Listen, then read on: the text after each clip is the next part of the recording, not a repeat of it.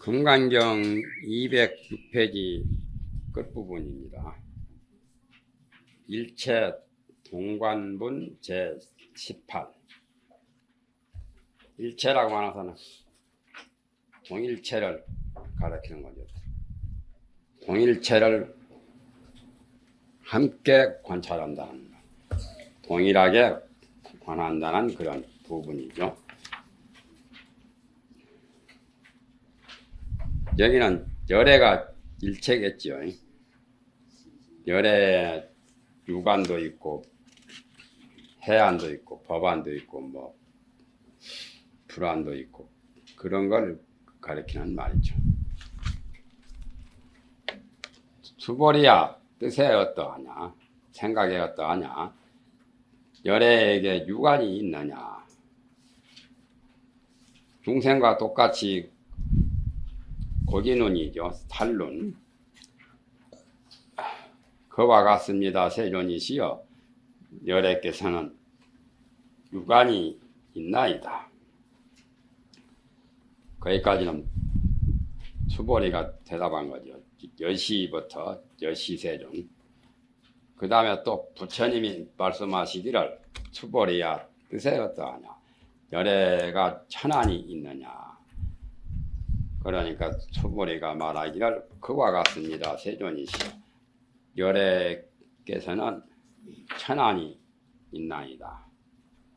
천안이라는 것은 유관하고 달라가지고 유관은 어떤 물체 장애가 있으면 장애 안에만 볼 수 있지만 천안은 물체 어떤 물체의 장애 외의 빛깔까지 볼 수 있는, 그래서 장내색, 장외색 그것을 보는 것을, 장내색을 보는 것은 유관이고 천안은 장외색을 보는 거죠. 그와 같습니다. 세존이시여 열애께서 천안이 있나이다. 천안은 보통 사람은 잘 없죠. 천안은 부처님이나 보살이나 또는 나한들이나 그리고는 하늘에 태어나는 사람, 그런 사람만이 천안이 있죠. 그래서 유관으로 보는 것하고 천안으로 보는 것하고 차이가 있죠. 사리불이 천안통을 성취한 다음에 부처님께 질문을 하셨죠. 부처님께서 보통은 물을 마실 때 농랑이라고 해가지고 물을 걸러먹도록 했죠. 인도의 물은 한국의 물보다도 탁하지. 또 중국 물도 그렇고. 그래서 아주 치밀한 비단대에다가 체에다가 받친 것처럼 물을 걸러서 먹으라고 그렇게 비구들에게 말씀을 하신 거죠. 그래서 비구 육물에 농랑이라는 게 있죠. 6가지 물건 가운데 걸러먹는 주머니, 농랑.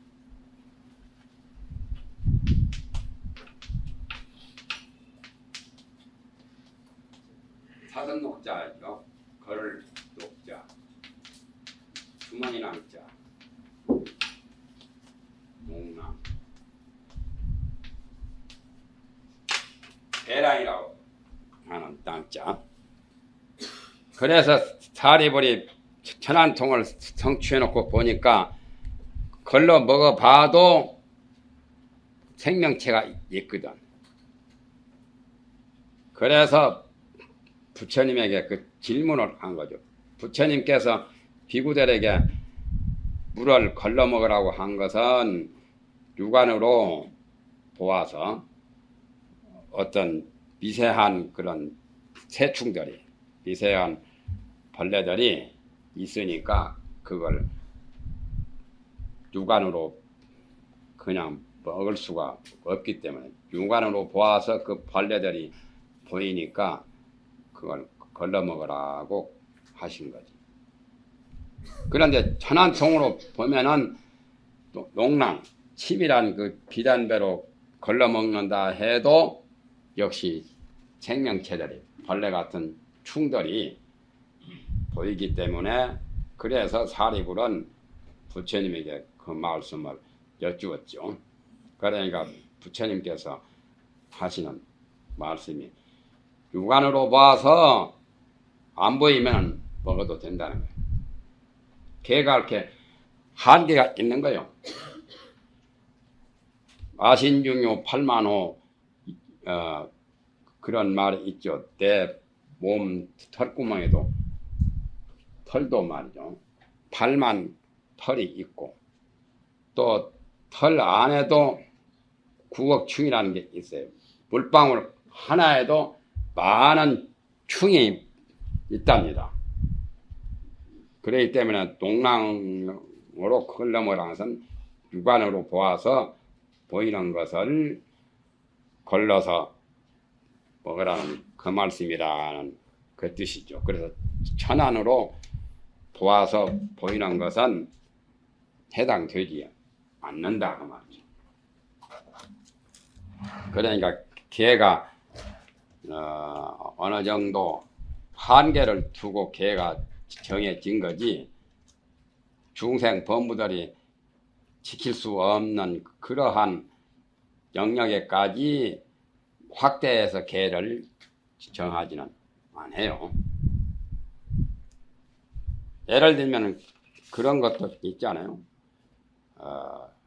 아까 그 미세한 9억 충이 물방울 하나에 오간 일적수 8만 4천 충 그런 말도 있죠. 내가 물방울 하나를 보는데 8만 4천 벌레가 있다고 그러는데 그것만 그러는 게 아니라 예를 들면은 꿈에 몽색을 했다면 그건 파괴냐 파괴가 아니냐 그걸 질문을 했죠. 사분일에. 그러니까 부처님께서 답을 하시기를 꿈에 몽색한 것까지 한계를 두어서 거기까지 소급해 가지고 꿈에 몽색하는 그것을 파괴로 보지는 않는다. 현재 정말하면 그 파괴만 하지 않으면 되지. 꿈속에까지 뭐 그렇게까지 확대해서 말하지는 않는다. 그러니까 몽색은 비파괴라 파괴가 아니라고. 꿈에도 남녀 성교를 할 수가 있거든. 그것을 말한 거죠. 그러니까 개라고 하는 것은 어느 정도 한계를 두고 한 거예요. 불살생이라고 한다면은 저런 동물만 먹지 말라고 한 것에 준해야 되지. 식물까지 다 먹지 말라 하면은 그냥 못 사는 거지. 예? 그렇지 않, 나물, 채소도 전부 다 생명체가 다 있고 그것도 식물 아니요. 또 곡식도 전부 다 식물 아니요. 그것까지 먹지 말라고 하는 그 개가 있다면 그건 사람 죽이는 개지. 그렇지 않아요? 사람 죽이는 개지 사람 살리는 개는 아니다. 그래서 열반경에는 그런 말씀이 나오죠. 열반경에 보면은 서제대왕이라는 대왕이 있어요.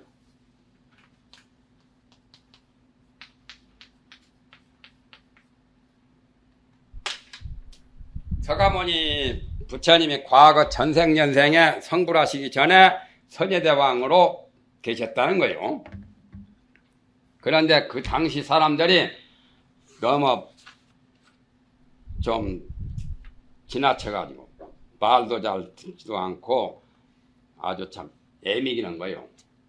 그래서 서제대왕이 나라를 다스릴 때 모든 백성들을 가혹하게 혹독하게 다스렸다는 거예요.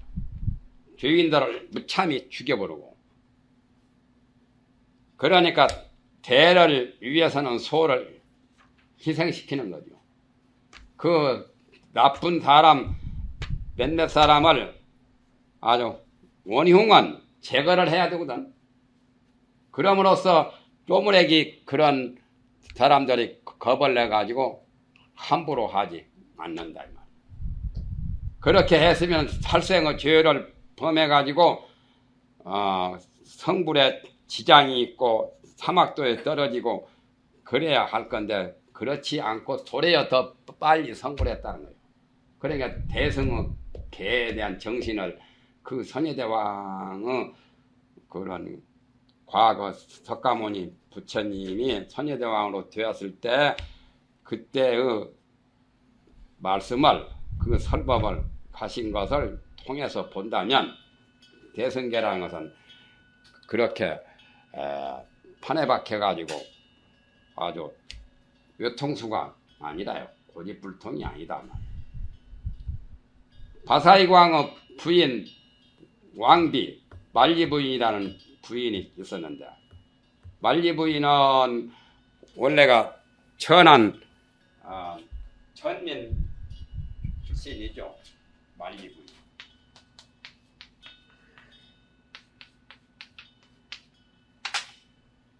전민인데 어느 가수원에 바사이광이 가서 이제 쉬는 판인데, 그때 날씨가 여름 아니더라도 인도는 덥습니다. 환영하고 굉장히 더워가지고 갈증이 심하고 그랬었는데, 그 이제 가수원에 쉬는데 그 가수원에 심부름하는 종 같은 그런 분이라요. 그분이 이제 바사이광에게 이제 가까이 냉수를, 차가운 물을 이제 떠다가 바치는 거예요. 그런 이제 버들잎 같은 거, 나뭇잎을, 자디잔 나뭇잎을 몇 개 띄워가지고 바치는 거예요. 그래서 왜 그렇게 그냥 물만 바치지 뭐 때문에 거기다 나뭇잎을 띄워서 바치냐고 하니까 만리부인이 하는 말이, 대왕께서 지금 갈증이 심하시고 더위에 지금 상당히 시달리신 모양인데 물을 한목에 이렇게 급하게 자시면 체하신다. 고기 먹고 체한 것보다 물 먹고 체한 것은 더 다스리기 어려운 거예요. 그렇잖아요. 생선 먹고 체하면은 봉선화 찌를 먹으면은 대부분 싹 가시에요. 생선 빼. 나는 그걸 실험해 본 거예요.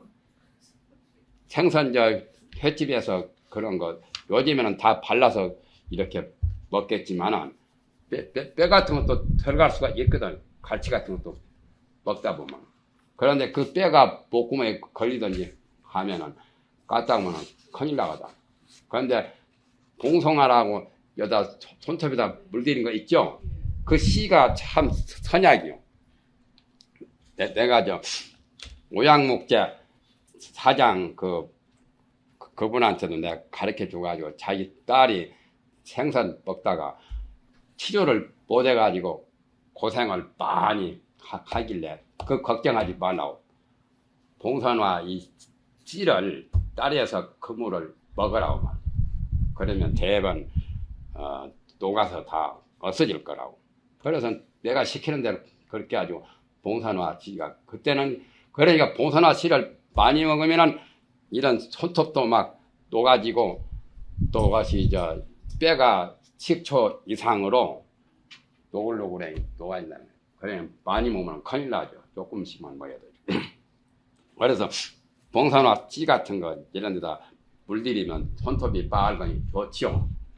그 꽃으로 물들이면. 그래가지고 그 생선 먹고서 체한 거 고쳤잖아요. 그와 같이 이제 갑자기 복음을 하면은 아주 크게 체할 것 같아서 그래서 나뭇잎을 띄웠다는 거예요. 그래서 그걸 먹고 바사이광이 굉장히 좋아했었죠. 그런데 얼굴을 보니까 굉장히 어여쁜 거예요. 그래서 맞아 내려가지고 왕비를 삼았다 그 말이에요. 그게 만리부인이래요. 아함경에 나오는데. 그런데 만리부인이 부처님께 보살계를 받았잖아요. 보살계 보면은 술집을 손가락으로 가리키기만 해도 500생 동안 손이 없는 과보를 받는다고 그런 말씀이 나오죠. 먹는 것은 고사하고 부름주에 대해서 그렇게까지 말씀을 하셨습니다. 술집을 손가락으로 가리키만 주어도 정말 500생 동안 손이 없는 과보를 받는다고. 얼마나 무서운 말씀이요.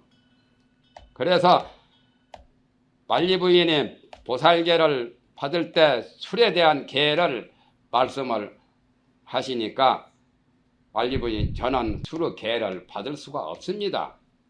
왜 그러냐고 이제 물으니까 바사이광 그 나라 사이국 나라 임금 바사이광은 평소에는 주인들을 가혹하게 다스린다 말.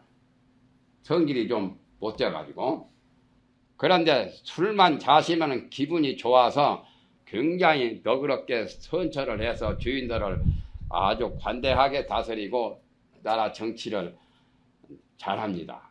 그러니까 바사이공한테는 날마다 술을 바쳐서 조금씩 얼큰하니 기분 좋게 이렇게 대접을 해야 되는데, 만약에 술계를 받으면은 제가 못 먹는 것은 말할 것도 없지만은 그 바사이공한테 제공을 할 수가 없으니 그 계를 받을 수가 없겠습니다 하니까 부처님이 말씀하시기를 그대한테는 만리 부인 그대에게는 이주로 유계하라. 술을 날마다 바쳐라 이거. 날마다 먹도록 해라 이거. 그러니까 선예대왕은 이살로 유계하고 그 포악한 사람들을 원흉들을 죽였잖아요. 사람을 죽였잖아요. 살생한 거. 선예대왕은 살생계를 지키기는 고사하고 살생을 도리어 더 많이 했었고, 만리부인은 술을 거만한 계가 아니라 술을 더욱 바치고 술을 먹도록 하는 그런 계를 주셨거든요. 그러니까 부처님이 그런 계율 정신을 가만히 보면은 부처님 같이 원흉무해하신 분이 없어요. 고집불통이 아니다 말. 음주운전 하면 큰일 납니다. 갔다 오면 자기도 죽고 다른 사람도 죽고. 그러니까 그런 경우에 술을 검해야 되겠죠. 만리부인처럼 바사이광이 술이 꼭 필요한 사람에게는 도리어 술을 대접하는 것이 원칙이다 말. 그런데 또 대단한 사람은 또 대단해요. 도안법사의 상수 제자 해원법사는 사문이 불경 왕자론, 출가 사문은 왕자를 존경할 것이 없다는 거. 옛날 중국 군주주의 사회에서는 나라 임금이면 최고 아니오. 그러나 출가 사문은 왕자를 존경할 필요가 없다는 그런 논문을 쓰신 분이고, 그리고 그 남북조 시대에 혼란기에 여산에 들어가서 여산 독림사에서 연불 수행을 하셨거든. 정토 발언을 했어요. 자기 스승 도안법사는 조솔천 내원궁 상생 발언을 했는데 그 제자 해원법사는 극락 왕생 발언을 했잖아요.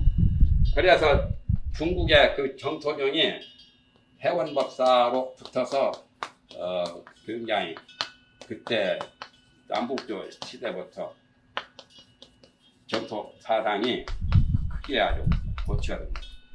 그런데 120명이 동참했어요. 거기에 보현보살이 거기에 동참을 했어요. 그럴 때 도교에는 육수정이 유명했고 유교에는 도연명이 유명했거든. 그래서 도연명이 귀걸에서 지은분 고문지보에 나오죠.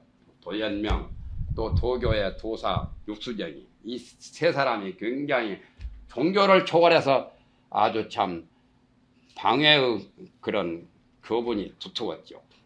종교는 다 달라도 해운법사는 불교고 도연명은 유교고 육수정은 도교지만 그 종교를 떠나서 그 세 사람들이 다 아주 참 대인들이지.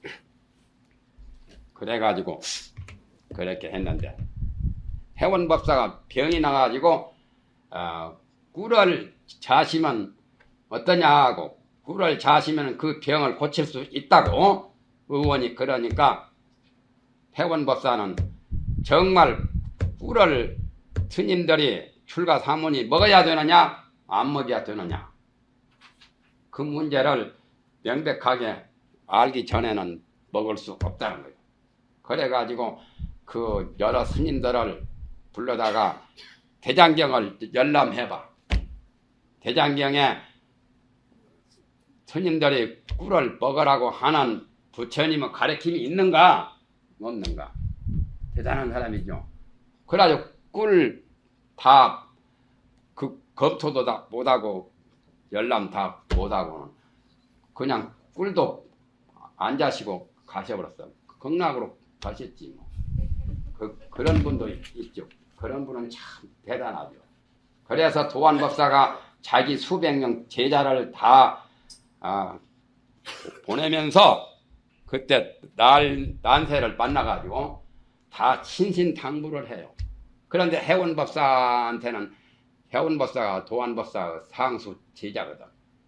다른 사람은 다 간곡히 부탁을 해서 보내고 해운법사에 대해서는 아무 말씀을 안 해.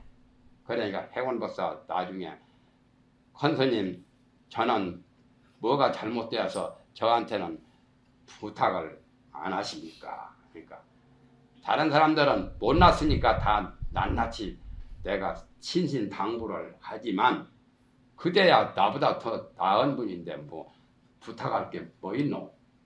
그래가지고 부탁을 안 하시는데 나중에 중국 여산 쪽으로 들어가가지고 독림사 절에서 정토 신앙 백년결사. 그래서 백년결사가 이때 맨 처음에 나온 거죠. 백년결사 120명이 동참한 거예요. 우리나라에도 절 이름이 백년사 백년암 많이 있죠. 그게 극락정토의 극락세계의 그런 극락을 상징해서 백년사 백년암. 그래서 백년결사는 정토 왕생을 목적으로 하는 그런 모임을 했던 거죠.